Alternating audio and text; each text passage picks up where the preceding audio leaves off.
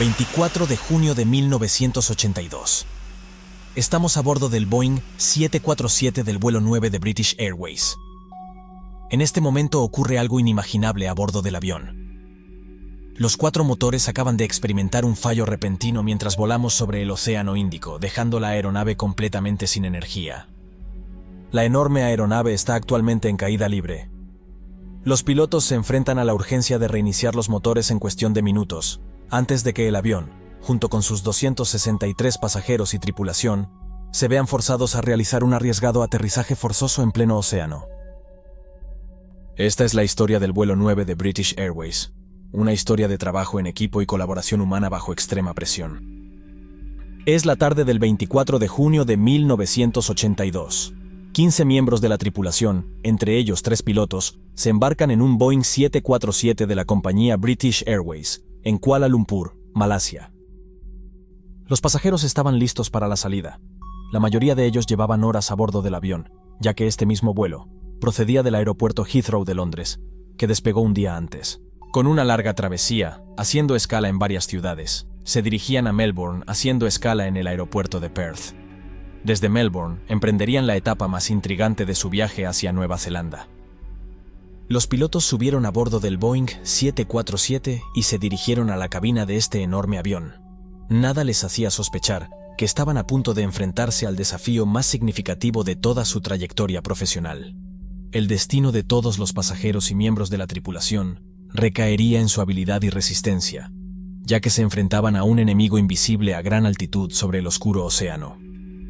La tripulación del vuelo 9 de British Airways estaba formada por el primer oficial Roger Graves, de 32 años, el oficial de máquinas Barry Townley Freeman, de 40 años, que además de tener gran experiencia, también era formador de nuevos ingenieros, y el capitán Eric Henry Moody, de 41 años, que tenía miles de horas de vuelo de experiencia a sus espaldas, en diferentes tipos de aeronaves, habiendo comenzado su carrera como piloto de planeador.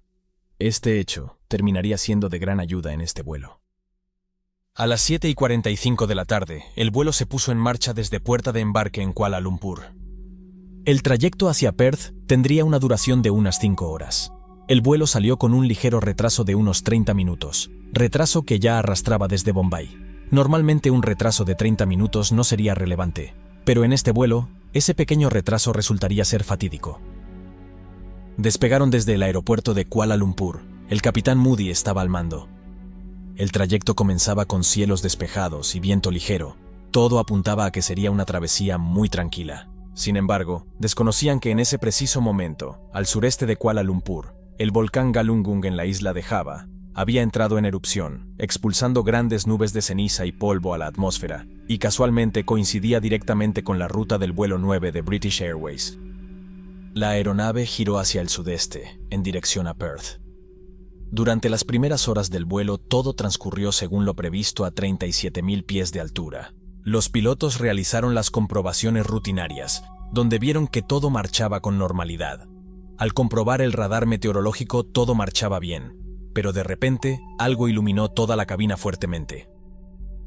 Se trataba de un fenómeno peculiar llamado fuego de San Telmo, un evento que se produce cuando partículas cargadas eléctricamente se descargan en el parabrisas y otras partes frontales del avión, creando pequeños destellos similares a rayos.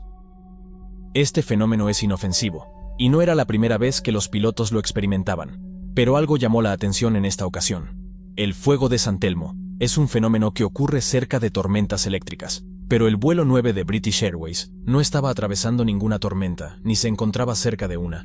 Además, tampoco aparecía nada similar en el radar meteorológico. ¿Qué estaba ocurriendo entonces? Por precaución, la tripulación activó la señal de abróchense los cinturones y establecieron los interruptores de arranque del motor en modo continuo. Esto garantizaba que los motores permanecieran encendidos si se encontraran con lluvia o hielo extremos. El fuego de San Telmo era cada vez más intenso. Nunca antes habían presenciado nada de tal magnitud. En ese momento, el capitán había salido de la cabina. El primer oficial Roger Graves y el ingeniero Barry Townley Freeman pidieron a una azafata que avisase al capitán. El capitán fue a la cabina a toda prisa, temiéndose lo peor. Sin embargo, lo que se encontró fue algo asombroso. Sus compañeros estaban atónitos mirando a través del parabrisas, contemplando la exhibición más impresionante del fuego de San Telmo. El capitán tomó asiento y revisó el radar meteorológico en busca de una explicación, pero no había ni rastro de tormenta. Era desconcertante. Parecía como si hubieran encontrado el fuego de San Telmo en un cielo despejado. El capitán, al mirar por la ventana lateral para observar los motores, vio el mismo fenómeno por todas partes. El avión brillaba intensamente y el borde de las alas parecía el filo de un cuchillo incandescente. De repente, el resplandor del fuego de San Telmo en el parabrisas daba paso a una exhibición aún más espectacular. Era como si miles de bolas de luz azul estuvieran impactando contra el parabrisas. Parecía que viajaban a la velocidad de la luz. Los pilotos no entendían nada, ya que no había nada extraño, ni ruidos extraños, ni vibraciones. Todo parecía normal. Sin embargo, en ese mismo instante, uno de los motores, el motor exterior derecho, falló repentinamente. El capitán Moody actuó rápidamente, y según la lista de comprobación, apagaron el motor afectado para ajustar la palanca de empuje al modo inactivo, y cambiar la palanca de arranque a la posición de corte, cortando así el suministro de combustible, y preparando el sistema de alerta de fuego en caso de incendio en el motor. Aún no estaban especialmente preocupados, ya que la aeronave podía mantenerse perfectamente con 3 motores. Sin embargo, los pilotos apenas habían completado la lista de verificación, cuando de repente, los motores 2 y 3 también fallaron. En ese mismo instante les siguió también el motor número 1. Los pilotos no podían creer que los 4 motores se hubieran parado, mientras llevaban a 263 pasajeros y tripulación a bordo. La aeronave se había transformado en un planeador, y cada minuto que pasaba, estaban más cerca del océano. El destino de todos los ocupantes a bordo pendía de la posibilidad de que los pilotos lograran recuperar el control de la aeronave antes de que se precipitara en el Océano Índico. No tenía sentido que los 4 motores fallasen a la vez.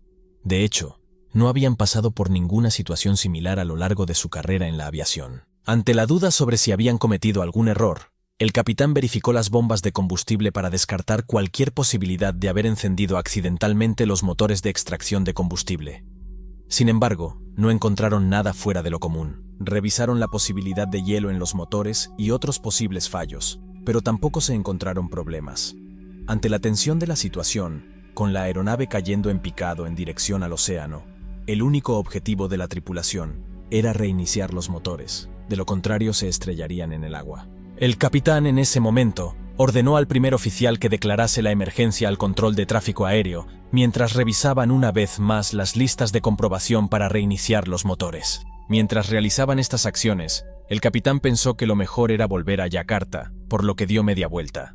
Era una maniobra peligrosa, ya que a la altitud en la que se encontraban, existía el riesgo de que la pérdida de empuje de los motores desacelerase el avión hasta pararse y entrar en caída. Pero el verdadero desafío era reiniciar los motores, ya que sin ellos, el avión ciertamente perdería altura.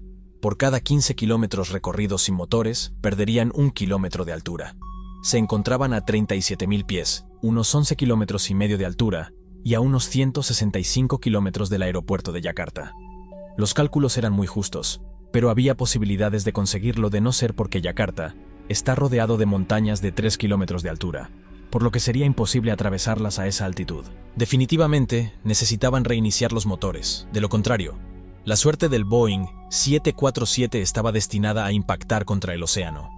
Los pilotos sabían que esto significaba una muerte casi segura, lo cual no ayudaba en estos momentos de gran tensión. Para añadir más tensión a la situación, el primer oficial no logró entregar el mensaje de emergencia al control del tráfico aéreo, ya que había demasiadas interferencias por radio, lo cual también era inusual, y les dejaba en una posición totalmente abandonados a la suerte. ¿Qué había ocurrido?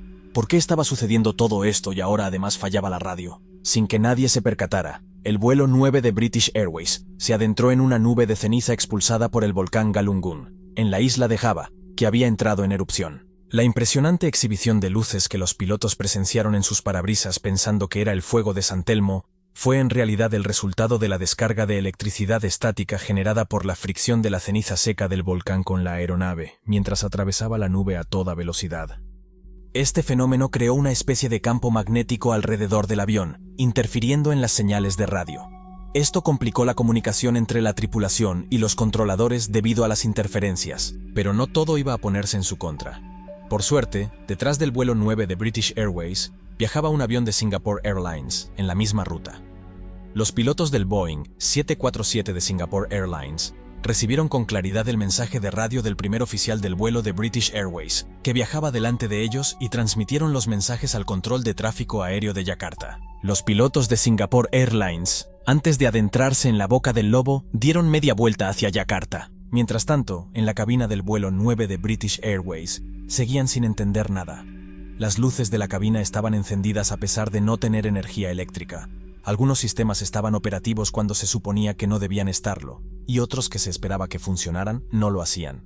Afortunadamente, uno de los sistemas que funcionaba era el piloto automático, lo cual permitió al capitán colaborar junto con sus compañeros en el intento de reiniciar los motores. Pero a pesar de todos sus intentos, los motores seguían sin responder, y por tanto continuaban apagados.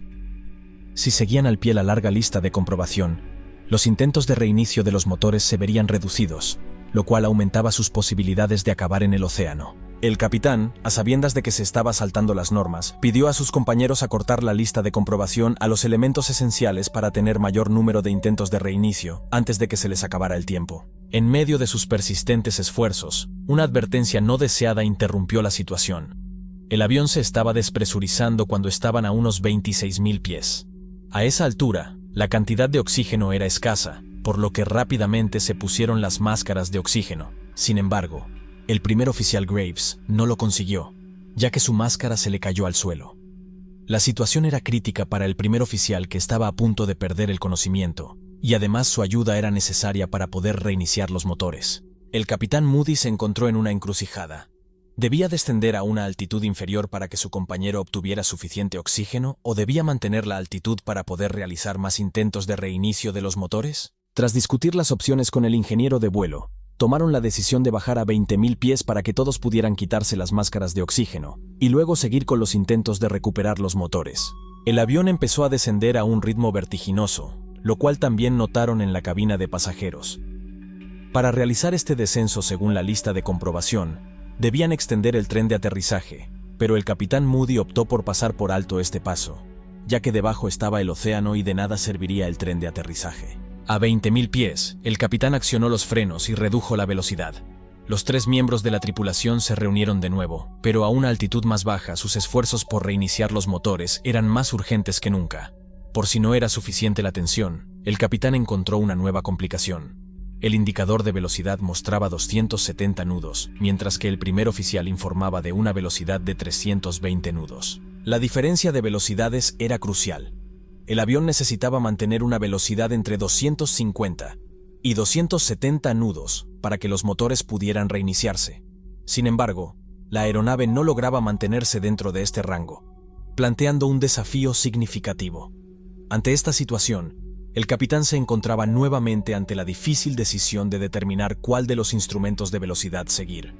En lugar de arriesgarse a una conjetura incorrecta, optó por diversificar su estrategia, alterando el cabeceo del avión para variar la velocidad, y con suerte, coincidir con el margen de velocidad correcto según sus instrumentos, o los del primer oficial. Mientras tanto, los pilotos seguían intentando reiniciar los motores. De repente aparecieron llamas surgiendo de los propios motores. El interior de la cabina de pasajeros se iluminaba por las llamas. El avión se dirigía hacia el océano y la cabina se llenaba de humo. En medio del caos, algunos pasajeros gritaban y otros escribían notas de despedida para sus seres queridos. En condiciones normales, los motores se habrían encendido interiormente, pero debido al fallo, el combustible se dispersaba y se encendía fuera de ellos, generando llamaradas. En estos momentos, el capitán se dirigió a los pasajeros con la intención de tranquilizarles. Su mensaje fue el siguiente: «Damas y caballeros, les habla el capitán. Los 4 motores han dejado de funcionar, pero estamos realizando todos los esfuerzos posibles para reiniciarlos. Les aseguro que no hay motivo para sentirse demasiado preocupados en este momento». Después de lanzar el mensaje a los pasajeros, solicitó la presencia de la jefa de los asistentes de vuelo, un protocolo que en British Airways indicaba la preparación de la cabina para un posible aterrizaje de emergencia. La jefa de asistentes de vuelo rápidamente acudió a la cabina. El capitán Moody le dio instrucciones sobre cómo prepararse para una posible operación de amerizaje. Sin embargo, la azafata, dificultada por su máscara de oxígeno, no pudo entender claramente las indicaciones de Moody. Optó por no solicitarle repetir el mensaje en ese momento, reconociendo la inoportunidad de la situación, y regresó a la preparación de la cabina. Mientras tanto, los pilotos realizaron más de una docena de intentos para reiniciar los motores, sin éxito. Ante la oscura cadena montañosa que se cernía frente a ellos y la dificultad de superarla sin motores, el capitán Moody planteó un ultimátum a la tripulación. Si no lograban reiniciar los motores cuando la altitud del avión alcanzara los 12.000 pies, darían media vuelta y considerarían aterrizar en el océano. Tras escuchar ese mensaje no deseado, en un último intento la tripulación persistió en sus esfuerzos por reiniciar los motores. A pesar de que la lista de verificación no lo permitía, el capitán tomó la decisión de intentar reiniciar el motor número 4, que previamente habían apagado y asegurado en caso de incendio. La prioridad era volver a poner en marcha los motores, y el avión se estaba acercando a los 12.000 pies, la altitud establecida para dar media vuelta y aterrizar.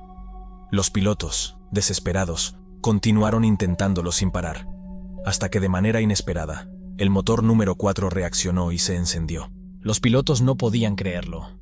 El capitán Moody aumentó al máximo la potencia, pero con un solo motor no podrían superar la pared montañosa que les acechaba. Necesitaban al menos uno más. Animados por el éxito con el motor número 4, la tripulación continuó intentando reiniciar el resto de los motores.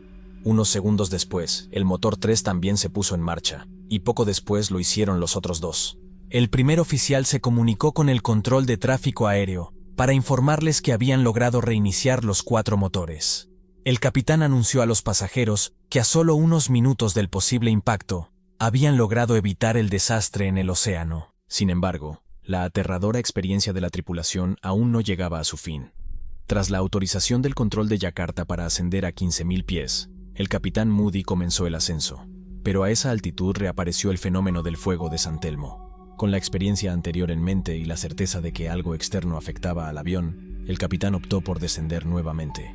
No obstante, durante el descenso, el motor 2, ubicado en el lado izquierdo, comenzó a experimentar vibraciones violentas, finalizando en una explosión ensordecedora que sacudió el avión de manera intensa.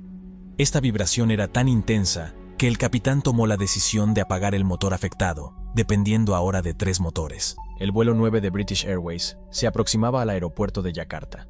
Volaban sobre la ciudad a 10.000 pies, con precaución para evitar posibles fallos en los motores. Decidieron mantener las palancas de empuje intactas hasta momentos antes de aterrizar. Al acercarse, el capitán desplegó los flaps y los frenos para reducir la velocidad utilizando la aerodinámica. En ese momento, el control de tráfico aéreo les informó que la senda de planeo en el aeropuerto no estaba operativa. La senda de planeo es esencial en el aterrizaje por instrumentos. Junto con el localizador, proporciona una guía vertical precisa para la tripulación hasta la pista, sin depender de elementos visuales. En este punto, el primer oficial debía rápidamente establecer una senda de planeo virtual, proporcionando al capitán información sobre la altura requerida a diferentes distancias de la pista. Esto normalmente no representaría un gran desafío, considerando que era una noche despejada y la pista era visible desde varios kilómetros de distancia. Sin embargo, al alinearse con la pista, una segunda sorpresa les aguardaba. El aeropuerto de Yakarta estaba en completa oscuridad, sin luces. El primer oficial solicitó a la torre que iluminaran la pista, y segundos después, las luces iluminaron el aeropuerto. Sin embargo, había algo extraño. A pesar de las condiciones meteorológicas despejadas, la vista de la ciudad era difusa. Los limpiaparabrisas no mejoraron la visibilidad, pero el capitán hizo lo que pudo para tener una vista lo más clara posible de la pista. Guiado por las indicaciones del primer oficial en altitud y velocidad, descendieron hacia la pista logrando finalmente aterrizar. Los pasajeros respondieron con aplausos, conscientes de que habían superado una de las experiencias más aterradoras a bordo de un avión. Aunque aliviados, los pilotos aún se encontraban perplejos, preguntándose qué había sucedido exactamente. No fue hasta varios días después cuando los pilotos y pasajeros se enteraron por las noticias que habían volado dentro de las nubes de cenizas de la erupción volcánica del monte Galunggung en la isla de Java. Nadie les había informado previamente de esta condición, lo cual causó al vuelo 9 de British Airways un riesgo que se podría haber evitado, e incluso pudo terminar con el peor de los finales. A raíz de este incidente, se implantaron centros para monitorizar la actividad volcánica y enviar advertencias a las autoridades de aviación cuando las nubes de cenizas volcánicas representan una amenaza para los viajes aéreos. Desde entonces, en los casos de erupciones volcánicas que puedan afectar las rutas de las aerolíneas, se cierra el espacio aéreo que pueda verse implicado. Al menos, estos centros están siendo efectivos para evitar que incidentes similares al del Boeing 747 del vuelo 9 de British Airways vuelvan a ocurrir.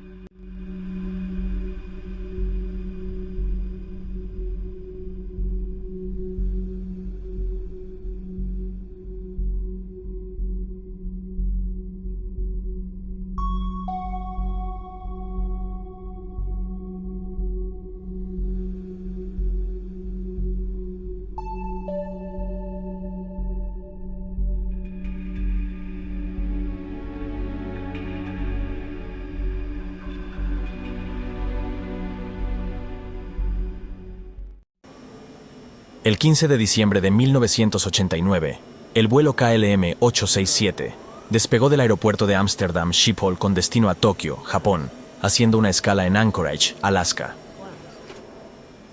A bordo del Boeing 747-400 viajaban 231 pasajeros y 14 miembros de la tripulación. Inicialmente, era un vuelo de rutina, sin sobresaltos, hasta que en cuestión de segundos, todo cambió.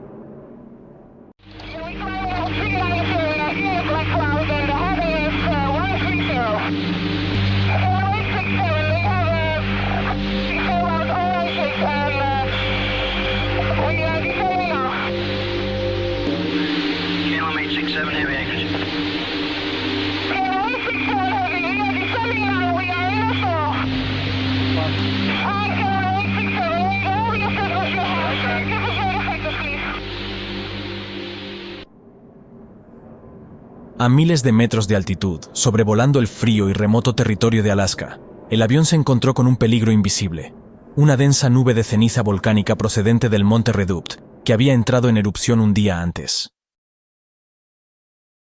En la cabina, los pilotos apenas tuvieron tiempo de reaccionar antes de que los motores comenzaran a fallar uno tras otro.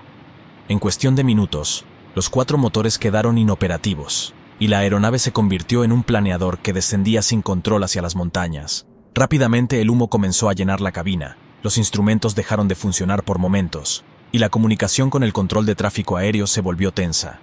Con cada metro de altitud que perdían, la desesperación crecía. Reiniciar los motores no era una opción sencilla.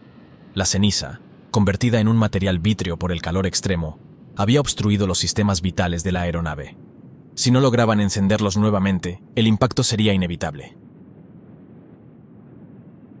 Esta es la historia de un vuelo que estuvo al borde del desastre, una prueba extrema para la tripulación y un recordatorio de los peligros ocultos que pueden acechar en los cielos.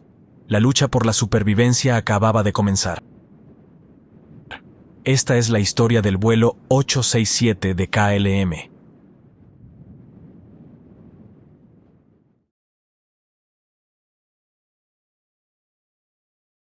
El Boeing 747-400 de KLM despegó puntualmente de Ámsterdam a las 8:30 de la mañana. A bordo, los pasajeros se acomodaban para lo que sería un vuelo largo, pero tranquilo. En la cabina de mando, el capitán Karl van der Elst, un piloto experimentado con más de 13.000 horas de vuelo, de las cuales 100 fueron a bordo de este modelo de aeronave, supervisaba cada detalle del despegue junto a sus primeros oficiales, Ime Vischer y Walter Verboom. A medida que la aeronave ascendía sobre Europa, la tripulación repasaba la información meteorológica. Sabían que el monte Redoubte, en Alaska, había entrado en erupción el día anterior, pero no tenían detalles exactos sobre la ubicación de la nube de ceniza. Aún así, todo parecía transcurrir con normalidad. Durante las primeras horas del vuelo, el servicio a bordo transcurrió sin incidentes. Los pasajeros disfrutaban de sus comidas, algunos dormían, y otros se entretenían con revistas y conversaciones. Nadie sospechaba que en cuestión de horas, el destino del avión estaría en peligro. A miles de kilómetros de distancia, en Alaska, el monte Redoubte continuaba liberando cenizas en la atmósfera. El peligro acechaba, pero la tripulación aún no tenía idea de lo que les esperaba. Después de casi 11 horas de vuelo, la tripulación comenzó el descenso hacia Anchorage. El vuelo había sido tranquilo, sin turbulencias ni contratiempos. Pero al acercarse a su destino, las cosas empezaron a cambiar. Frente a ellos, una nube densa y oscura apareció en el horizonte. A simple vista, parecía una formación nubosa más, pero tenía un matiz marrón opaco, algo inusual. Desde la cabina, el capitán van der Elst contactó con el control de tráfico aéreo en Anchorage para preguntar si tenían información sobre la presencia de cenizas volcánicas en la zona. La respuesta no fue clara. No había datos precisos sobre la ubicación exacta del material volcánico en la atmósfera. Sin saberlo, el vuelo KLM-867 estaba a punto de entrar en una trampa mortal. A medida que el avión descendía a través de la nube, un fuerte olor a azufre comenzó a filtrarse en el interior de la cabina. Después, una neblina grisácea cubrió el parabrisas, reduciendo la visibilidad de los pilotos. Fue entonces cuando el primer oficial notó que las lecturas de los motores comenzaban a fluctuar. En cuestión de segundos, la situación se volvió crítica. Uno tras otro, Los 4 motores empezaron a fallar. Las luces de advertencia se encendieron en el panel de instrumentos, y un inquietante silencio se apoderó de la cabina. Los motores se habían apagado por completo. El Boeing 747-400, una de las aeronaves más avanzadas de la época, acababa de convertirse en un enorme planeador. Sin propulsión y perdiendo altitud rápidamente, la tripulación sabía que tenían solo unos minutos para reaccionar antes de que el avión se estrellara contra las montañas de Alaska.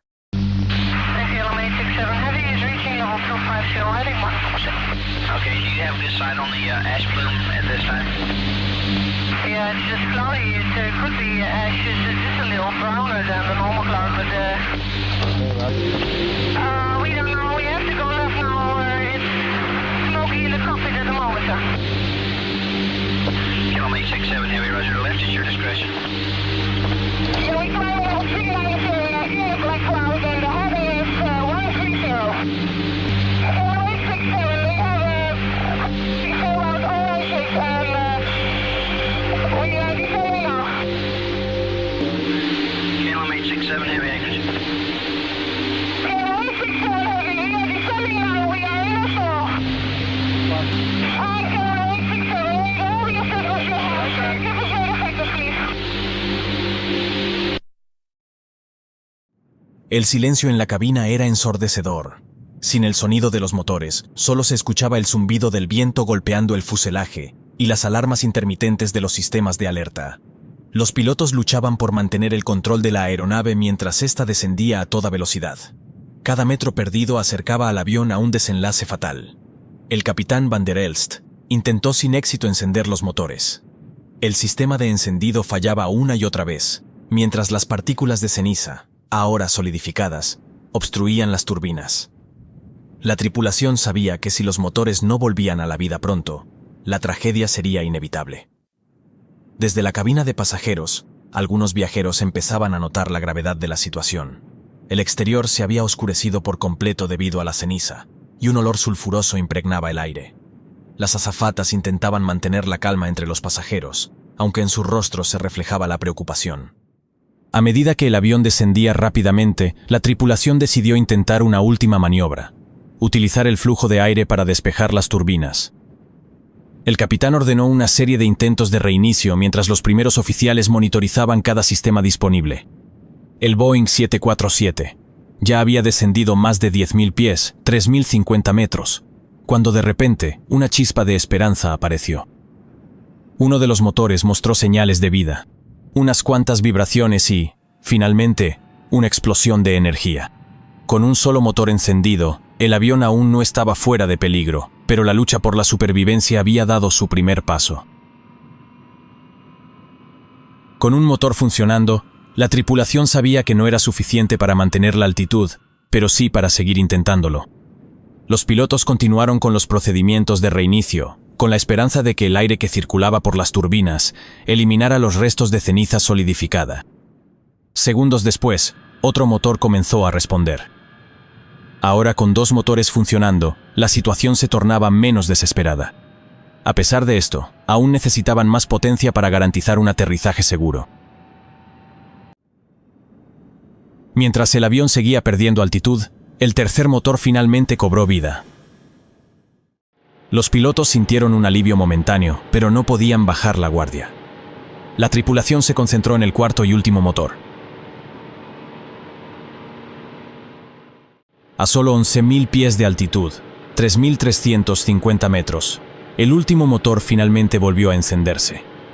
Ahora, con los 4 motores en funcionamiento, el Boeing 747 tenía una oportunidad real de llegar a Anchorage. Con los 4 motores en funcionamiento, la tripulación se concentró en estabilizar la aeronave. Aunque la amenaza inmediata parecía haber pasado, el peligro aún no había terminado. El parabrisas estaba dañado por la ceniza volcánica y la visibilidad era mínima. Guiados por el control de tráfico aéreo, los pilotos iniciaron el descenso final hacia Anchorage. Con los 4 motores en funcionamiento, la tripulación había recuperado el control parcial de la aeronave, pero aún enfrentaban un desafío crítico. La visibilidad era prácticamente nula. La ceniza volcánica había dejado el parabrisas opaco, como si hubiera sido lijado con arena gruesa. Los pilotos no podían ver la pista, ni siquiera el horizonte. Guiados únicamente por los instrumentos y las indicaciones del control de tráfico aéreo, comenzaron el procedimiento de aproximación. El descenso debía ser calculado con precisión, sin margen de error. Cualquier desviación podría significar un aterrizaje descontrolado. En la cabina de pasajeros, la tensión era palpable. La mayoría de los viajeros desconocía la gravedad de la situación, pero algunos podían ver cómo las azafatas se preparaban para una posible evacuación de emergencia. Las luces de la cabina parpadearon cuando la aeronave cruzó una zona de turbulencia leve. A medida que se acercaban a la pista, los motores seguían funcionando, pero con un rendimiento incierto. La ceniza acumulada aún podía provocar fallos inesperados. El capitán Van der Elst se aferró a los controles, confiando en su entrenamiento y en la precisión de los sistemas del Boeing 747.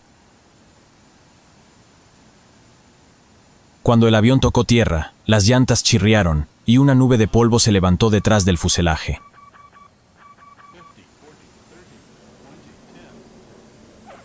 La tripulación accionó los frenos con firmeza, reduciendo la velocidad poco a poco hasta detenerse por completo en la pista. Habían logrado lo imposible, aterrizar un avión prácticamente a ciegas, con los motores comprometidos y un riesgo inminente de fallo total. El silencio en la cabina se rompió con un estallido de aplausos. Pasajeros y tripulación acababan de sobrevivir a uno de los incidentes más peligrosos en la historia de la aviación moderna. Aunque el avión había sufrido daños significativos, no hubo víctimas. La pericia de los pilotos y la resistencia del Boeing 747 habían evitado una tragedia. La ceniza causó daños superiores a los $80 millones al avión, lo que obligó a reemplazar los 4 motores, aunque afortunadamente no hubo víctimas. El vuelo KLM-867 pasó a la historia como un caso emblemático del peligro que representan las cenizas volcánicas para la aviación.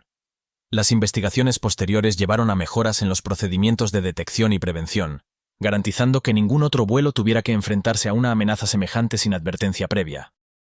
Tras el aterrizaje del vuelo KLM-867, una investigación exhaustiva fue llevada a cabo por expertos en aviación y geología.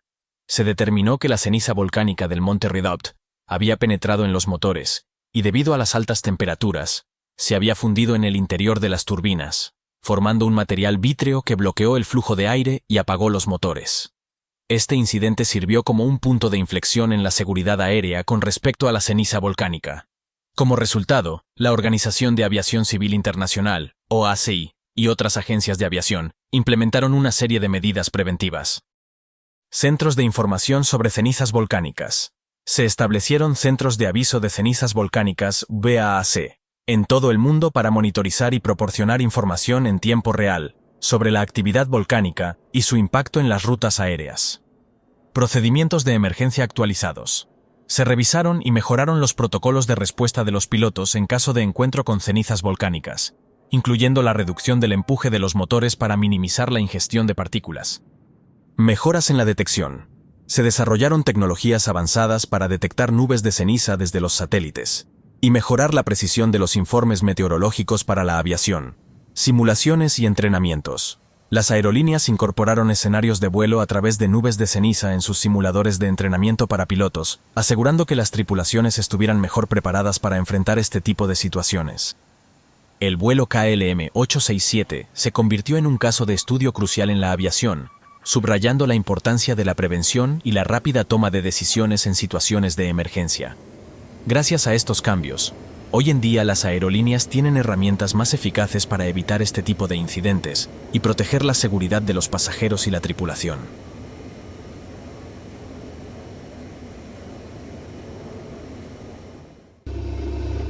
4 de noviembre de 2010.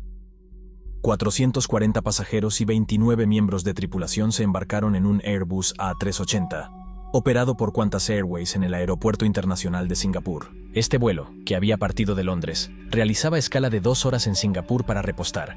Habían salido desde Londres y su destino era el Aeropuerto Internacional Kingsford Smith, en Sydney, Australia. El vuelo tenía prevista una duración de unas 7 horas y media aproximadamente. La aeronave era un Airbus A380, conocido por ser el avión de pasajeros más grande del mundo. Este modelo de avión se caracteriza por su avanzada tecnología y comodidades a bordo, siendo uno de los modelos más adecuados para viajes de larga distancia. Era el primer Airbus A380 de la compañía y contaba con apenas 2 años de servicio. De hecho, fue el pionero de la flota de 6 Airbus A380 entregados a Qantas. Solamente había 39 modelos de este Airbus en servicio, distribuidos en 5 compañías aéreas, entre las que se encontraba Qantas. Este modelo contaba con 4 motores Rolls-Royce Trent 900. Su tecnología constaba de ordenadores conectados a multitud de sensores distribuidos por todo el avión, siendo uno de los primeros en realizar toda la administración básica de los sistemas, hidráulico, motores, eléctricos, por un sistema de control de vuelo automatizado. Estos sensores proporcionaban a los pilotos información en tiempo real sobre el estado del avión, ofreciendo una gestión operativa segura y eficiente. Aunque el A380 aún era relativamente nuevo en 2010, ya que se lanzó a finales de 2005, estaba demostrando ser una aeronave de pasajeros muy segura y confiable. Este avión representaba un hito en la aviación, al ser uno de los modelos más grandes y eficientes del momento. Sin embargo, los eventos que estaban a punto de desarrollarse en ese día plantearían serias incógnitas sobre un aspecto crucial. En la cabina de vuelo se había reunido un equipo bastante inusual de pilotos. El Airbus A380 normalmente opera con un capitán y un primer oficial, pero aquel día había 5 pilotos en la cabina de vuelo, algo poco habitual. El capitán Richard de Crespigny era el piloto al mando, de 53 años de edad y con más de 15.000 horas de vuelo acumuladas. Se inició en las Fuerzas Aéreas Australianas como piloto, donde sirvió durante 11 años. Más tarde se unió a Qantas, donde ya llevaba trabajando más de 20 años. La mayor parte de su experiencia en aviones de pasajeros se centraba en el modelo Boeing 747 y el Airbus A330. Sin embargo, su evolución profesional lo llevó a formarse para pilotar el Airbus A380 en 2008. El capitán Richard de Crespigny tenía la tarea de evaluar el rendimiento de los miembros de la tripulación de vuelo, asegurándose de que estuvieran a la altura de los estándares establecidos.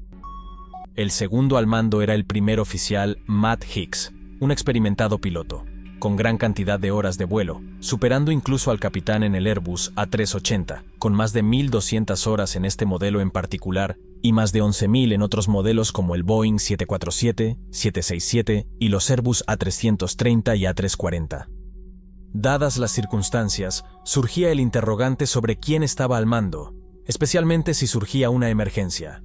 Para garantizar un orden, el capitán estableció al inicio del vuelo que la cadena de mando seguiría los protocolos estándar, donde el primer oficial asumiría la responsabilidad en calidad de segundo al mando, seguido por los demás miembros de la tripulación. El segundo oficial era Mark Johnson, junto con el capitán de control Harry Wooben y el capitán de control senior David Evans. El jefe de servicio de cabina, Michael von Reth, dirigía un equipo de 23 tripulantes en cabina. Tenían entre 19 y 61 años, de diferentes nacionalidades y varios niveles de experiencia. Eventos inusuales plantearían intrigantes dudas sobre la dinámica de la tripulación y el motivo detrás de esta configuración especial en la cabina. Un enigma que se desvelará a medida que vayamos explorando los misterios que rodean el vuelo 32 de Qantas Airways. Sobre las 10:05 de la mañana, y tras haber repostado y completado el embarque, se realizó la demostración de seguridad. Se encendieron las señales de abróchense los cinturones y el Airbus A380 de Qantas se dirigió a la pista central 2-0. Una vez alineado, el capitán puso los 4 motores a máxima potencia para el despegue. El avión avanzaba a toda velocidad por la pista, cuando finalmente se elevó hacia los cielos. Minutos después del despegue, replegaron los flaps y el tren de aterrizaje para continuar con su trayectoria hacia Sydney. El Airbus A380 alcanzó la velocidad de crucero a 7.000 pies de altura. Hasta ese momento todo transcurrió sin contratiempos. A pocos minutos del despegue, se encontraban sobre la isla de Batam, Indonesia. Eran alrededor de las 10 de la mañana cuando de repente se escuchó una tremenda explosión que sacudió toda la aeronave. El motor número 2, ubicado en el lado izquierdo del avión, había sufrido una explosión. Los fragmentos metálicos resultantes fueron expulsados a gran velocidad, causando la perforación de la carcasa del motor, e impactando tanto en el ala izquierda como el fuselaje. Este incidente provocó la inmediata fuga de combustible en la zona debajo del ala, justo al lado del motor dañado. Esto, a su vez, provocó un incendio en el tanque de combustible. Lo complicado de la situación era cómo abordaría la tripulación esta situación crítica. Inmediatamente el capitán pulsó el botón de retención de altitud en el piloto automático, deteniendo el ascenso del avión. En ese momento, lo único que tenían claro los pilotos era que algo había ocurrido con el motor número 2, sin conocer aún la verdadera magnitud de los daños. Lo que la tripulación desconocía en ese instante era que al explotar el motor, la lluvia de metralla cortó y cortocircuitó unos 600 cables en el interior del ala y la parte inferior izquierda del fuselaje, lo que causó que 20 de los 21 sistemas del avión tuvieran fallos. La incertidumbre y el misterio se apoderaron de la situación, ya que la tripulación, en este punto, no tenía pleno conocimiento de la extensión de los daños y de cómo afectarían al funcionamiento general del avión. En la cabina, de repente aparecieron multitud de advertencias en la ECAM con avisos y fallos del sistema. En ese preciso instante, el capitán ordenó al primer oficial que revisara las listas de comprobación que aparecían en la ECAM. A pesar de la aparente calma en la cabina, la tripulación se percató de que este no era un fallo común del motor. La ECAM empezó a mostrar advertencias no relacionadas con los motores, indicando que algo había salido mal. Contrario a la percepción de los pilotos, los pasajeros ubicados en el lado izquierdo del avión notaron claramente que algo estaba fuera de lo común. Desde sus asientos, tenían una vista directa de los agujeros en el ala, resultado de la explosión del motor. Además, presenciaron cómo el combustible salía desde debajo del ala y se dispersaba hacia la parte posterior del avión. Mientras tanto, en la cabina, los signos de este problema se empezaban a manifestar. La pantalla de la ECAM mostraba mensajes críticos que indicaban que la turbina del motor 2 experimentaba un sobrecalentamiento preocupante y que el motor se había detenido, acompañado por una serie de advertencias adicionales. Realmente, la turbina del motor estaba casi destruida. Por tanto, las alertas de la ECAM apenas reflejaban la magnitud del daño. La tripulación respondió inmediatamente, apagando el motor afectado y notificando a la torre de control. Con el combustible derramándose por el ala junto al motor, la última cosa que se necesitaba era que dicho motor empezase a arder. La situación se volvía crítica en ese momento. Mientras tanto, en la isla de Batam, al sur de Singapur, empezaron a caer del cielo fragmentos de los restos del motor, impactando en una escuela y causando daños en casas y vehículos. Algunos trozos del avión mostraban claramente el logo de Qantas. Los residentes de Batam, al presenciar esto, comenzaron a informar de que un avión de Qantas se había estrellado. Las noticias rápidamente difundieron imágenes de los restos del motor, mientras la aeronave dañada sobrevolaba el cielo. Mientras tanto, los pilotos a bordo no estaban al tanto de esta situación, ya que estaban ocupados enfrentando la amenaza real de no poder dar media vuelta para regresar a Singapur. La cabina se llenó de alarmas y advertencias, y el primer oficial se dedicó a anular estas alertas pulsando el botón que tenía frente a él. Al mismo tiempo, seguía de manera sistemática la lista de comprobación para abordar la emergencia. Esta emergencia resultaba inédita. Nunca antes un Airbus A380 se había enfrentado a una serie de fallos críticos tan complejos. En las oficinas de Qantas en Sydney, los mensajes de advertencia generados por los pilotos se transmitían automáticamente a la aerolínea. Sin embargo, no pudieron establecer contacto con la tripulación. La metralla del motor había afectado el sistema de comunicación satelital del avión, dejando a los pilotos aislados. A pesar de su experiencia, el primer oficial se encontraba al límite, al enfrentarse a las numerosas advertencias que se aparecían en la pantalla frente a él. Colaborando con sus compañeros, debía tomar decisiones cruciales sobre qué alertas priorizar y cuáles ignorar. De manera preocupante, se evidenciaba que el motor 2 no era el único afectado. De hecho, ninguno de los 3 motores restantes estaba funcionando correctamente. Los motores 1 y 4, situados en la parte exterior de las alas, habían entrado en modo degradado.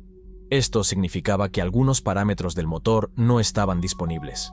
Además, el motor número 3 se encontraba en un estado conocido como modo alternativo, aunque este último parecía estar en mejores condiciones que los otros 2 motores. La falta de información clara sobre el funcionamiento del resto de motores generaba la duda de que hubieran sido afectados por la explosión y que no estuviera siendo detectado por los sistemas. A pesar de esta falta de información, los pilotos seguían teniendo que tomar decisiones cruciales. Lo último que la tripulación de cabina quería era que otro motor fallara o que varios motores presentaran problemas antes de intentar regresar a Singapur. Aún tenían una serie de mensajes de advertencia por resolver y numerosos procedimientos por ejecutar, lo que planteaba una difícil decisión para los pilotos. Este escenario implicaba que la tripulación debía enfrentarse a la encrucijada de regresar de inmediato a Singapur o invertir más tiempo resolviendo los problemas en medio del océano. Ninguna de las opciones estaba exenta de riesgos. La tripulación se vio frente a una decisión crítica que requería una cuidadosa consideración. Dedicar más tiempo en el aire para evaluar los daños conllevaba el riesgo de mayores problemas para la aeronave. A pesar de que el avión era relativamente pilotable en ese momento, la incertidumbre residía en cuánto tiempo mantendría esa condición. La tripulación se enfrentaba a una decisión crucial. ¿Era sensato permanecer en el aire, aprovechando minutos valiosos, o era más prudente llevar la aeronave a tierra de inmediato? En el caso de optar por el aterrizaje inmediato, surgían incógnitas sobre el comportamiento del avión durante la aproximación. Los pilotos, aún inmersos en la tarea de abordar más de 100 mensajes de alerta, continuaban evaluando los daños, determinando qué sistemas estaban operativos y cuáles no. Factores cruciales como el funcionamiento del tren de aterrizaje, los flaps, los frenos, etc., eran aspectos que debían ser comprobados antes de iniciar el descenso. Finalmente, el capitán tomó la decisión de que los riesgos asociados con regresar inmediatamente eran mayores que los de permanecer en el aire tratando de solucionar los problemas. Al menos por el momento, la aeronave seguía siendo pilotable y aún contaba con bastante combustible. El capitán optó por posponer el regreso al aeropuerto de Singapur hasta tener una comprensión más clara de la situación. La tripulación comunicó al control de tráfico aéreo que requerirían unos 30 minutos para revisar los mensajes de la ECAM y los procedimientos asociados. Solicitaron entrar en un patrón de espera en alguna zona de espacio aéreo para llevar a cabo las revisiones pertinentes. El capitán deseaba permanecer en la distancia de planeo de Singapur en caso de posibles fallos adicionales, y transmitió esta solicitud al controlador. El controlador de Singapur autorizó a la tripulación a mantenerse sobre el océano al este de Singapur, a unas pocas millas del aeropuerto. Posteriormente, informó a la tripulación que los residentes de la isla de Batam, en Indonesia, habían encontrado varios componentes del avión cayendo del cielo. Aunque este hecho sorprendió a los pilotos, ahora había otras prioridades más urgentes. El capitán tomó los mandos de la aeronave y entró en el patrón de espera a una altitud de 7.400 pies sobre el mar, mientras la tripulación continuaba tratando de diagnosticar los problemas que afectaban la aeronave. Su objetivo era construir una imagen exacta de los daños ocasionados y encontrar una solución que permitiera un regreso seguro a Singapur. Comunicaron a los pasajeros su plan y su intención de regresar a Singapur una vez que hubieran identificado las anomalías en la aeronave y que estaban capacitados para afrontar este tipo de emergencias. No obstante, la verdad era que no habían tenido anteriormente una situación parecida a esta, ya que la metralla del motor había causado daños sustanciales y complejos en sistemas críticos, con los cuales los pilotos estaban lidiando por primera vez. Tras enfrentarse a una sucesión de advertencias relacionadas con los motores, la tripulación se encontró con una nueva ola de alertas sobre los sistemas hidráulicos de la aeronave. Los controles de vuelo del Airbus A380 se activan mediante una combinación de motores eléctricos y actuadores hidráulicos. En paralelo, el tren de aterrizaje y los frenos operan hidráulicamente. Los pilotos recibieron alertas indicando que uno de los dos sistemas hidráulicos de la aeronave estaba experimentando la pérdida total de su fluido. Esta situación proporcionó a los pilotos una pista clave, señalando que se enfrentaban a un problema mucho más grave que un fallo en el motor. Sin el funcionamiento adecuado del sistema hidráulico, los controles de vuelo se verían comprometidos. Al acercarse al aterrizaje, los pilotos se verían obligados a permitir que el tren de aterrizaje se desplegara únicamente por la fuerza de la gravedad, añadiendo un nivel adicional de complejidad y desafío a la ya intensa situación. Además de su función en el tren de aterrizaje, el sistema hidráulico también suministra presión a los slats en la parte frontal de las alas. Los slats se despliegan cuando la aeronave se acerca a tierra, permitiendo un aterrizaje a velocidades bajas. Sin los slats, los pilotos enfrentarían la necesidad de aterrizar a velocidades más altas de lo habitual. Este escenario se vería agravado por la reducción en la potencia de frenado, debido al motor inoperativo y la disminución de la presión hidráulica, planteando dudas sobre la capacidad del avión para poder aterrizar con seguridad en la pista. Los pilotos se encontraban pilotando una aeronave dañada, que parecía tener dificultades tanto para permanecer en el aire, como para aterrizar en tierra. Para complicar aún más la situación, el motor número 3, el único motor operativo restante, era el único responsable de suministrar potencia hidráulica al único sistema hidráulico en funcionamiento. En caso de que el motor restante fallase, los pilotos se encontrarían en una situación verdaderamente crítica. A pesar de la avanzada tecnología del Airbus A380, los instrumentos a bordo estaban teniendo limitaciones en cuanto a proporcionar información precisa en circunstancias tan complejas. Conscientes de esto, los pilotos decidieron que la mejor manera de comprender la magnitud de la situación era realizar una inspección visual de los daños. El segundo oficial salió de la cabina y se dirigió a la cabina de pasajeros para evaluar directamente los daños. En el piso superior de la cabina, un pasajero llamó la atención del segundo oficial para que mirase la pantalla en el respaldo del asiento frente a él. El Airbus A380 está equipado con una cámara trasera que los pasajeros pueden ver en pantalla. En este caso, la pantalla mostraba una vista del avión desde la cámara trasera, revelando una cantidad significativa de lo que parecía ser combustible emanando del ala izquierda. En este momento no quedaba claro de qué tipo de fluido se trataba. Podría ser fluido hidráulico o combustible. Para obtener una evaluación más precisa del daño en el ala, el segundo oficial descendió por las escaleras hacia la cubierta inferior del avión. Fue entonces cuando se percató de la magnitud de la fuga de fluido, que tenía aproximadamente medio metro de espesor y emanaba de la parte inferior del ala, específicamente en el área del motor número 2. Al examinar de cerca, el segundo oficial observó que la zona de la turbina, en la parte posterior del motor número 2, parecía haber sido completamente afectada, indicando daños significativos en ese área del motor. El segundo oficial regresó a la cabina y comunicó a los demás pilotos sus observaciones. Dada la considerable cantidad de combustible y la fuga visible en el ala, el segundo oficial identificó la necesidad de abordar la situación. Aunque el sistema de gestión de la aeronave sugería la transferencia de combustible, los pilotos, basándose en su experiencia acumulada en este vuelo, optaron por no llevar a cabo dicha transferencia. En situaciones similares, donde la ECAM recomendaba realizar ciertas acciones, la experiencia de la tripulación guió su decisión de seguir o descartar las indicaciones del sistema. Esta fue la prueba definitiva de sus destrezas, considerando lo que estaba en juego y su capacidad para operar bajo presión, con 440 pasajeros, sin más opción que confiar en que la tripulación tomara las decisiones adecuadas. En condiciones normales, los pilotos hubieran optado por liberar combustible. Buscaban reducir el peso del avión al máximo posible para el aterrizaje. Sin embargo, la explosión había dañado el sistema de gestión de combustible, impidiéndoles realizar esa descarga. Esto ocasionaría enfrentarse al aterrizaje con un sobrepeso de 50 toneladas y además, el avión se estaba inclinando debido a la considerable pérdida de combustible en el lado izquierdo. La asimetría entre ambas alas implicaba una diferencia de casi 10 toneladas menos de peso en comparación con el ala opuesta, y esta disparidad aumentaba con cada minuto que transcurría. La prolongada resolución de problemas en el aire exacerbaba este desequilibrio. Después de más de una hora dedicada a abordar los numerosos mensajes del sistema ECAM, la tripulación finalmente había completado su extensa lista de verificación. Durante este tiempo, lograron construir una imagen de los daños en su aeronave. Sin embargo, se avecinaba un desafío crucial: aterrizar con un excedente de peso de 50 toneladas. Aún considerando todas las demás funciones normales de la aeronave, la situación planteada representaría un desafío significativo. Sin embargo, dadas las circunstancias anormales del avión, el problema se agravaba. La capacidad de frenado se había visto gravemente afectada por la explosión.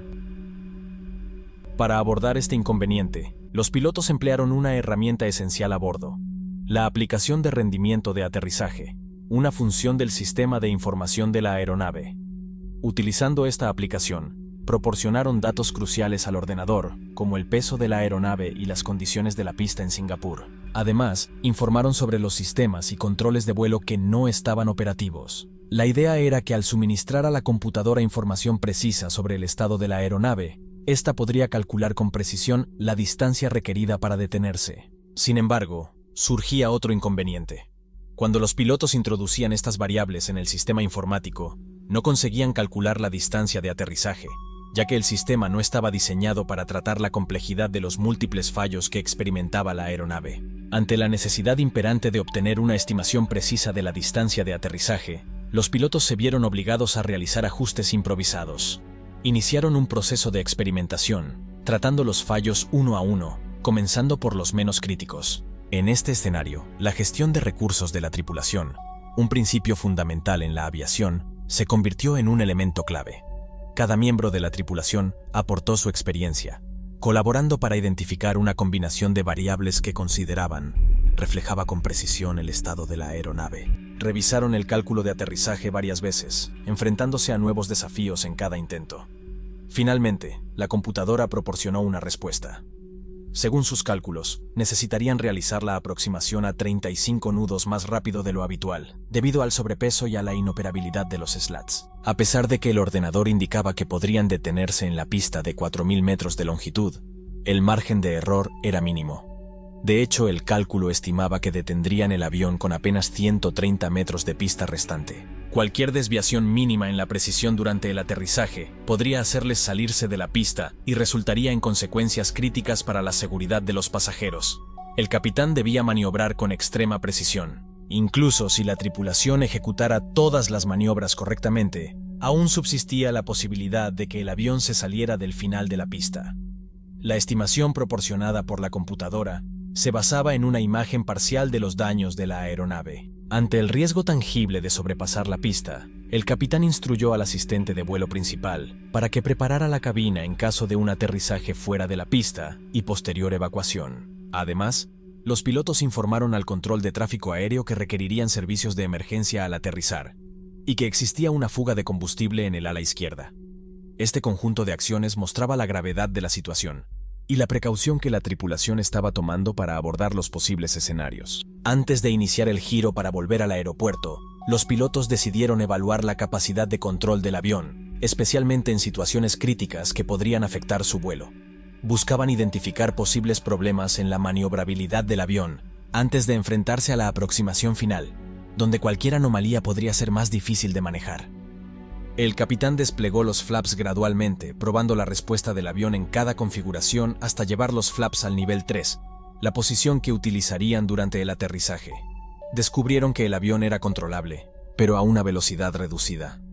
La pérdida de algunos spoilers en las alas causó que la inclinación del avión fuera más lenta en los movimientos laterales. Este hallazgo significaba que la tripulación debía alinearse con la pista desde una mayor distancia para asegurar una aproximación estable y segura. Solicitaron autorización a la torre de control para una aproximación final a la pista 20. La tripulación experimentada y consciente de la gravedad de la situación procedió a utilizar la palanca de extensión de gravedad para desplegar el tren de aterrizaje. Tras una espera interminable, observaron que el tren se extendió correctamente. El capitán, demostrando cautela, llevó a cabo nuevas verificaciones de la capacidad de control del avión con los flaps y el tren de aterrizaje extendido. A pesar de que el avión mostraba una velocidad reducida, confirmaron que aún era maniobrable. Sin embargo, con el motor número 2 apagado y los motores 1 y 4 operando en un modo degradado, surgía la incertidumbre sobre el control de la velocidad durante el aterrizaje. Los ajustes frecuentes en la potencia del motor son una parte esencial de cada fase de aproximación. Aunque el capitán mostró cierta precaución al manipular las palancas de empuje de los motores 1 y 4, dudando de su respuesta adecuada, optó por mantener estos motores con la misma configuración de empuje y utilizar el motor 3 para controlar la velocidad de la aeronave, dado que era el único motor que parecía operar correctamente. Con la aeronave alineada para el aterrizaje, la aproximación generaba ansiedad entre los pasajeros, ya que se desarrollaba sobre el mar. Para los pilotos, era el momento crítico, la prueba de fuego para verificar si sus cálculos de la distancia de aterrizaje eran precisos y si el avión sería operable una vez en tierra. En este crucial momento, la seguridad de los 440 pasajeros a bordo se encontraba en manos del capitán, quien debía realizar un aterrizaje preciso y detener el avión antes de llegar al final de la pista. Durante el aterrizaje, el capitán fue frenando con fuerza y activó el motor número 3, el único capaz de funcionar en reversa. Mientras el avión avanzaba por la pista, el primer oficial instó al capitán a utilizar el frenado manual al máximo. El capitán confirmó que estaba utilizando el frenado al máximo, según se reflejaba en los pedales. A pesar de sus esfuerzos, el final de la pista se aproximaba rápidamente. A una velocidad de unos 60 nudos, la tripulación confiaba en que el avión se detuviera a tiempo. Sin embargo, al detenerse a tan solo 150 metros del final de la pista, surgía un nuevo problema. El ala izquierda continuaba perdiendo combustible, que se acumulaba en el suelo, acercándose peligrosamente a las ruedas. En las pantallas, los pilotos observaban que la temperatura de los frenos había superado los 900 grados centígrados y seguía aumentando. Este momento crítico presentaba un riesgo inminente, ya que el combustible podía ser una amenaza para la seguridad de los pasajeros y la tripulación. La situación crítica se intensificaba, ya que la posibilidad de un incendio era inminente si el combustible entraba en contacto con los frenos abrasadores. Además, los bomberos alertaron a la tripulación de que el motor número 1, ubicado en el extremo izquierdo, aún estaba operativo. La tripulación intentó apagar el motor, pero el motor se resistía, mientras 3 toneladas de combustible se dispersaban por la pista. En medio de esta crítica encrucijada, el capitán se vio frente a una decisión crucial: ordenar la evacuación inmediata de los pasajeros o mantenerles a bordo, asumiendo el riesgo de una posible explosión de combustible. La tensión era palpable, y cada elección presentaba riesgos significativos en esta etapa crítica del incidente. Después de una cuidadosa evaluación, la tripulación del vuelo determinó que, por el momento, la opción más segura para los pasajeros era permanecer a bordo. En el exterior, se encontraban considerables cantidades de combustible y un motor en funcionamiento, creando un riesgo potencial de incendio, que requeriría una evacuación inmediata si se materializaba.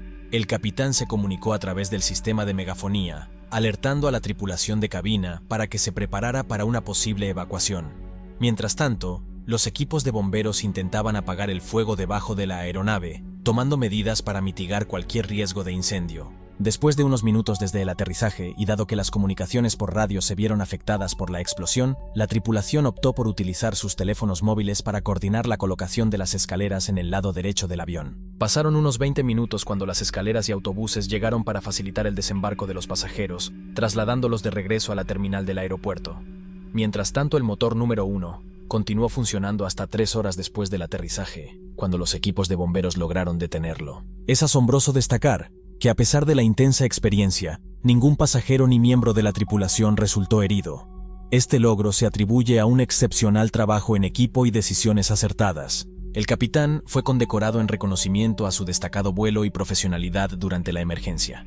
Pero aunque se resolvió exitosamente, surge la interrogante: ¿cómo pudo un avión nuevo, con un historial impecable, encontrarse tan cerca del desastre debido a este catastrófico fallo del motor?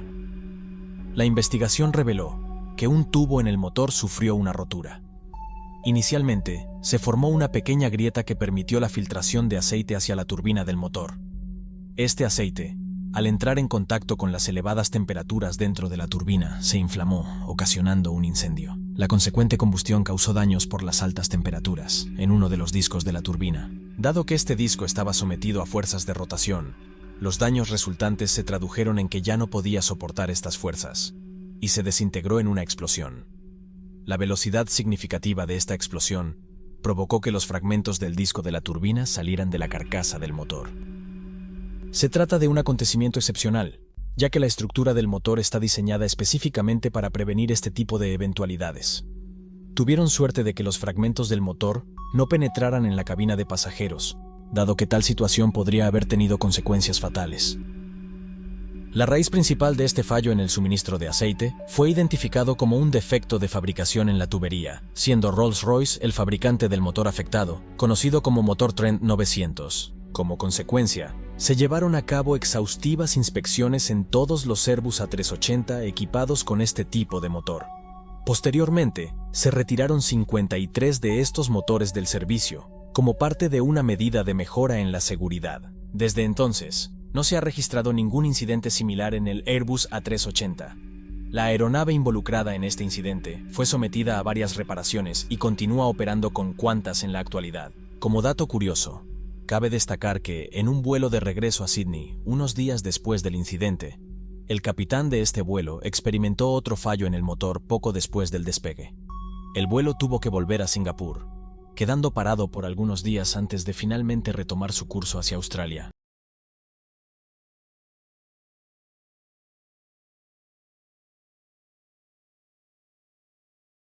Un Airbus A330 de la compañía Cathay Pacific sobrevuela el mar del sur de China. De repente, sus pasajeros escuchan un mensaje por megafonía. Señoras y señores, les habla el capitán.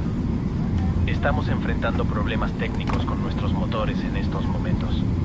Mantengan la calma y permanezcan en sus asientos con los cinturones de seguridad abrochados. Esta es la historia del vuelo 780 de Cathay Pacific. 13 de abril de 2010. Aeropuerto Internacional de Juanda, Surabaya, Indonesia.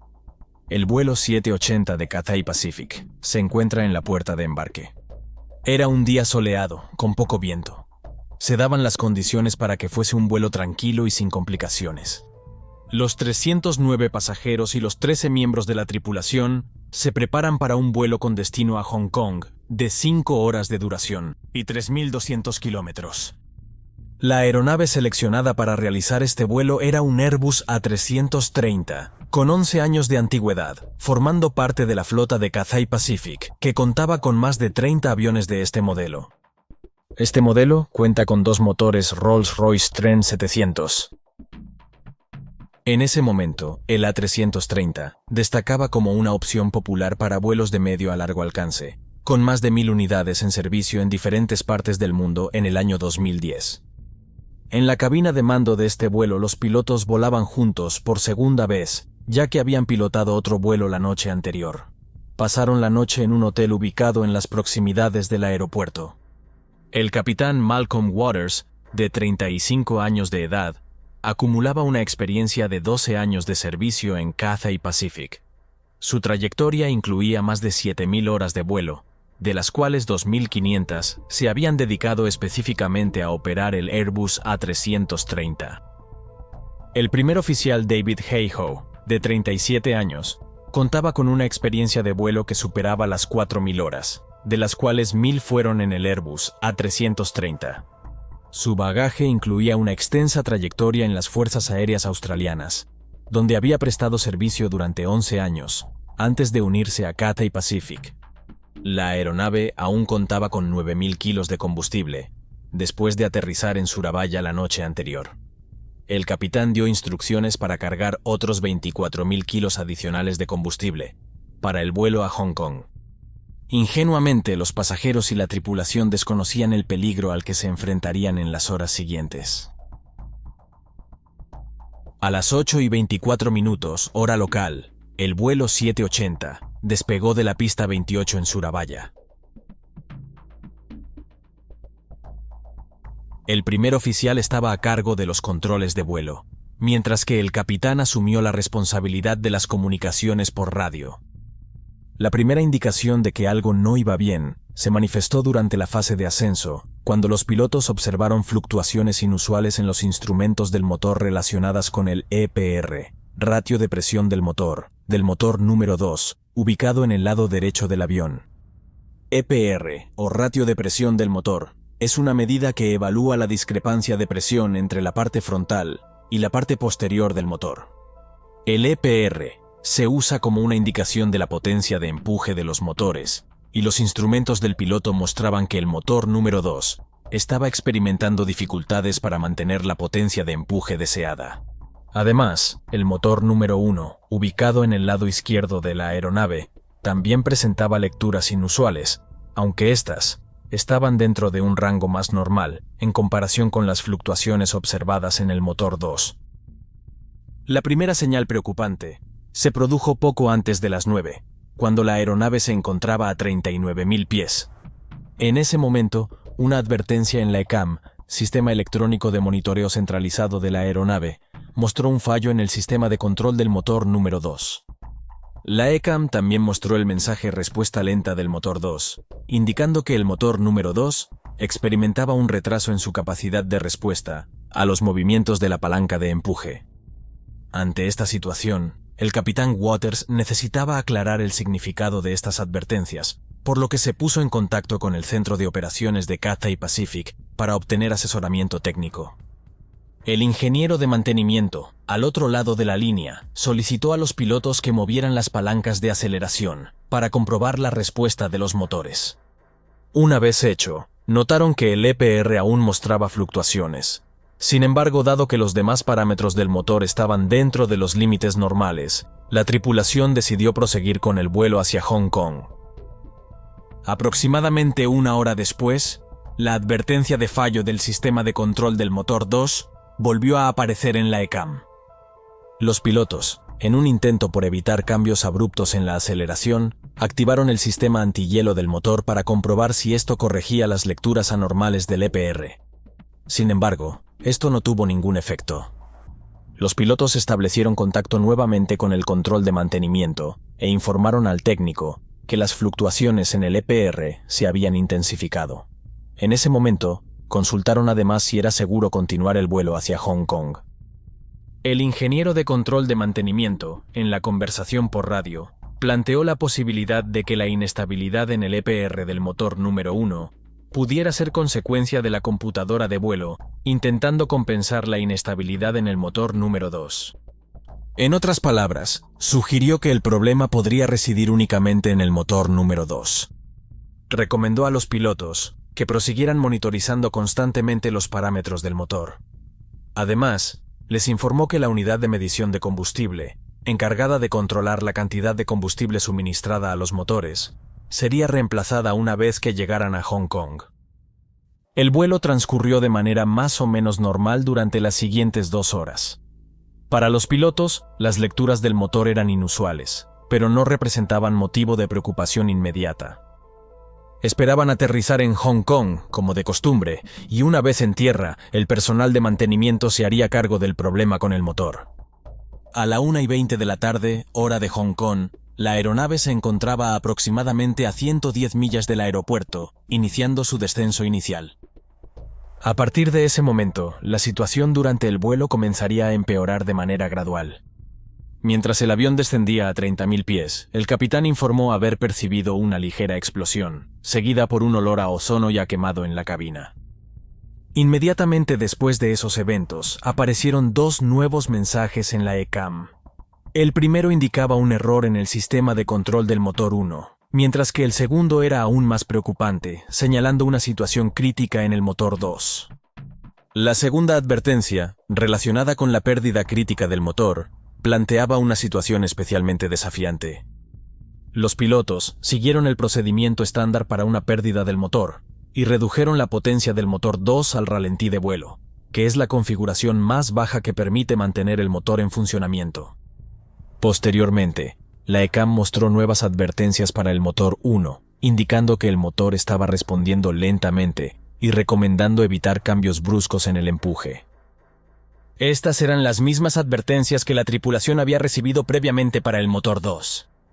Para compensar la disminución en la potencia del motor 2, la tripulación ajustó la palanca de aceleración del motor 1 a la configuración denominada MCT, o empuje máximo continuo, según lo establecido en los aviones Airbus. A pesar de esto, el motor número 1 nunca llegó a alcanzar esta potencia, ya que experimentó un ligero aumento desde su nivel anterior y luego volvió a disminuir, estabilizándose alrededor de un 40%. Aún faltaban más de 100 millas para llegar al destino. La tripulación se encontraba ante un problema significativo. Uno de sus motores experimentaba interrupciones y debía operar en la configuración más baja, mientras que el otro funcionaba a una velocidad excesivamente baja. Con una potencia del motor insuficiente, corrían el riesgo de perder velocidad y no ser capaces de mantener la altitud. En este momento, la aeronave se dirigía directamente hacia una colisión inminente con el Mar del Sur de China. El capitán se comunicó con el control de tráfico aéreo de Hong Kong y declaró un PAN-PAN, que es un aviso que indica una situación seria, a un paso de declarar una emergencia. Los pilotos habían realizado previamente una sesión informativa para planificar una llegada normal a Hong Kong. Sin embargo, debido a la situación actual, tuvieron que modificar rápidamente el plan. Comunicaron lo que se conoce como aproximación con un motor inoperativo, y también explicaron los procedimientos de aproximación frustrada, en caso de que la primera aproximación no fuera exitosa. Estaban deseosos de llegar a tierra antes de que su situación empeorara aún más. Solicitaron al control del tráfico aéreo una ruta más directa, solicitud que les fue concedida, permitiéndoles llegar a la pista de manera más rápida. El capitán Waters activó el sistema de megafonía y comunicó a los asistentes de vuelo que se prepararan para el aterrizaje. También informó al jefe de la tripulación de cabina, conocido como el gerente de servicios a bordo, sobre los problemas del motor, y luego asumió las funciones del primer oficial como piloto de vuelo, ya que estaban operando con un solo motor. Mientras la aeronave continuaba su descenso, la tripulación recibió la autorización del control de tráfico aéreo para mantener una velocidad elevada, con el objetivo de llegar al aeropuerto lo más pronto posible. Después de repasar todas las listas de comprobación pertinentes, el capitán resumió la situación al primer oficial y le preguntó si se había percatado de algo más que no hubieran considerado. Sin embargo, los pilotos estuvieron de acuerdo en que habían revisado todos los detalles necesarios y que ahora su tarea principal era llevar a cabo el aterrizaje del avión averiado. En este momento, la situación parecía estar bajo control. El avión se encontraba a unas 50 millas de la pista de aterrizaje, y los pilotos habían recibido indicaciones para realizar una aproximación utilizando solo un motor. A la 1:30 de la tarde, la situación del vuelo 780 de Cathay Pacific dio un giro inesperado y considerablemente grave. Los pilotos recibieron una advertencia de que el motor 1, en el que confiaban para aterrizar, había dejado de funcionar, poniéndoles en una situación crítica. El sistema de control indicó a los pilotos que redujeran al mínimo la potencia del averiado motor 1. En ese momento, ambos motores se encontraban en la misma situación. Aunque estaban encendidos, no producían empuje, por lo que el avión únicamente planeaba. En la cabina de pasajeros, ajenos a lo que estaba sucediendo en la cabina de mandos, no eran conscientes del peligro al que se enfrentaban. Con ambos motores apagados y el Airbus planeando, dada la distancia a la que aún se encontraban del aeropuerto y el rápido descenso de la aeronave, no conseguirían llegar a Hong Kong. El capitán movió la palanca de aceleración del motor 2, pero no sucedió nada. En un intento por recuperar los motores, realizó el mismo movimiento con la palanca de aceleración del motor 1, pero tampoco hubo ninguna reacción en la aeronave. Los pilotos en ese momento comenzaron a asimilar que tendrían que realizar un amerizaje en el mar del sur de China. En respuesta a la crítica situación, el primer oficial emitió una llamada de socorro al control de tráfico aéreo, comunicando un Mayday. El vuelo 780 de Cathay Pacific informó a la torre de control de que no funcionaba ninguno de los dos motores y solicitó descender más. Mientras intentaban recuperar los motores, la aeronave planeaba sobre el mar del sur de China. La tripulación obtuvo permiso para descender a 3.000 pies y comenzaron a trabajar en la lista de verificación para ocuparse del motor que se había apagado. Para tener alguna posibilidad de aterrizar en Hong Kong, los pilotos necesitaban asegurarse de que al menos uno de sus motores estuviera funcionando. El capitán había desactivado el piloto automático y ahora estaba pilotando la aeronave manualmente. El capitán movió de nuevo las palancas de aceleración de los motores de forma individual. Si lograba poner en funcionamiento al menos uno de los motores, el avión podría llegar a Hong Kong. Preocupados por una posible pérdida de energía eléctrica si la situación empeoraba, los pilotos activaron la unidad de potencia auxiliar, APU. Finalmente, pilotando de forma manual, la aeronave emergió fuera de las nubes, permitiendo a los pilotos obtener una mejor percepción de su ubicación y evaluar la mejor zona para amerizar. Cuando ya lo daban todo por imposible, repentinamente el capitán tuvo una idea. Comenzó a mover la palanca de aceleración del motor 1 lentamente. Asombrosamente, el motor daba señales de vida, y poco a poco, mientras el capitán seguía empujando muy lentamente la palanca, la rotación del motor 1 iba en aumento. El capitán seguía moviendo lentamente la palanca y la rotación iba en aumento. Pasó del 28% al 29%, después al 30% y al 32%, al subir el acelerador muy suavemente. La potencia del motor 1 seguía en aumento, a medida que el capitán seguía empujando lentamente la palanca. La duda en ese momento era si sería capaz de llegar a la máxima potencia. Pero al llegar aproximadamente al 75%, la aeronave comenzó a vibrar y se escuchó un ruido, por lo que el capitán hizo retroceder la palanca, comprobando que por el momento el motor no podía superar el 75% de su potencia. Con el motor número 1 funcionando al 75%, la aeronave detuvo el descenso y comenzó a recuperar altitud. La situación había dado un giro inesperado, y con el motor número 1 funcionando, al menos parcialmente, podrían llegar a la pista de aterrizaje en Hong Kong. A pesar de todo, la situación seguía siendo desafiante. El capitán se encontraba ante el reto de aterrizar una aeronave con solo un motor en funcionamiento y no podía confiar completamente en su fiabilidad. Además, no tenía certeza de cuánto tiempo seguiría operativo ese único motor. Los pilotos tenían la intención de elevar la aeronave a unos 5.200 pies y después disminuir la potencia para iniciar el descenso, reduciendo altura y velocidad para prepararse para el aterrizaje. A esa altitud, si el motor volvía a fallar, la aeronave podría continuar planeando hasta llegar al aeropuerto. La situación era muy tensa. Solo disponían de una oportunidad para aterrizar el Airbus A330, ya que en caso de cualquier contratiempo, no tendrían la potencia suficiente para realizar un segundo intento de aterrizaje. En ese instante, el capitán del vuelo 780 de Cathay Pacific utiliza el sistema de megafonía para comunicar a los pasajeros sobre los problemas con los motores y les pide que permanezcan sentados con los cinturones abrochados, preparándose para el aterrizaje. Señoras y señores, les habla el capitán. Estamos enfrentando problemas técnicos con nuestros motores en estos momentos. Mantengan la calma y permanezcan en sus asientos con los cinturones de seguridad abrochados. Los 309 pasajeros a bordo del Airbus no son conscientes de la gravedad de la situación. Sin embargo, entre ellos existe la preocupación de que en pocos minutos puedan enfrentarse a un posible aterrizaje de emergencia en el mar del sur de China. En la cabina de mandos, el capitán le pide al primer oficial colocar los flaps en la posición 1 y desplegar el tren de aterrizaje. Desde la cabina, ya divisando la pista de aterrizaje en Hong Kong, la torre de control les da la autorización para aterrizar en cualquiera de sus dos pistas paralelas. El aeropuerto de Hong Kong se ubica en una isla al oeste de la ciudad y cuenta con dos pistas de aterrizaje situadas en paralelo. La torre de control autorizó al vuelo 780 de Cathay Pacific a aterrizar en cualquiera de ellas, dada la situación de emergencia, y además, ambas estaban despejadas en ese momento. Previamente, habían introducido los parámetros correctos en la computadora de a bordo para el aterrizaje. La velocidad debería haber disminuido, pero no fue así. De repente, un aviso sonoro interrumpe en la cabina,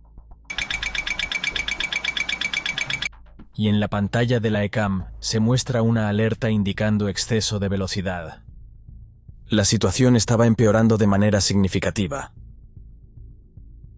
De repente, el capitán se queda perplejo al descubrir la razón detrás del exceso de velocidad. A pesar de haber reducido la velocidad del motor número 1 minutos atrás, de manera inexplicable, este permanece en la posición inicial, operando al 75% de su potencia. A medida que la aeronave se aproximaba al aeropuerto, viajaba a una velocidad superior a la esperada para esta fase de la aproximación. El capitán intentó de nuevo reducir la potencia del motor número 1, moviendo hacia atrás la palanca de aceleración. Sin embargo, el motor no reaccionaba y se mantuvo en una configuración elevada, al 75% de su capacidad. Esta situación presentaba un problema grave. Uno de los motores estaba atascado a una potencia elevada mientras que el otro no funcionaba. La tripulación se vería obligada a intentar un aterrizaje a una velocidad elevada, y además del riesgo de la maniobra, si conseguían tocar tierra, continuaría el riesgo de que pudieran salirse del final de la pista y acabasen en el mar. Para ayudar a reducir la velocidad del avión, la tripulación desplegó los frenos de velocidad, que son una especie de aletas que se extienden desde la parte superior de las alas, interrumpiendo el flujo de aire. A pesar de que la aeronave no estaba disminuyendo su velocidad, la advertencia de exceso de velocidad comenzó a sonar cuando el A330 alcanzó los 244 nudos. Esto indicaba que la aeronave estaba en riesgo de sufrir daños estructurales debido a la alta velocidad con la que se desplazaba. Cuando el vuelo 780 se encontraba a una distancia de 3 millas de la pista y a una altitud de 1000 pies, la aeronave aún mantenía una velocidad de 230 nudos, casi el doble de la velocidad normal de aproximación final. En ese momento, el sistema de alerta de proximidad al suelo GPWS comenzó a emitir una alarma sonora indicando terreno, mientras la aeronave descendía rápidamente hacia la pista de aterrizaje. El sistema GPWS es una alerta que avisa a los pilotos cuando la aeronave se encuentra en peligro de chocar contra el suelo. Debido al exceso de velocidad, el sistema no reconocía que la aeronave se encontraba en una maniobra de aterrizaje. Terrain, terrain. Pull up, pull up.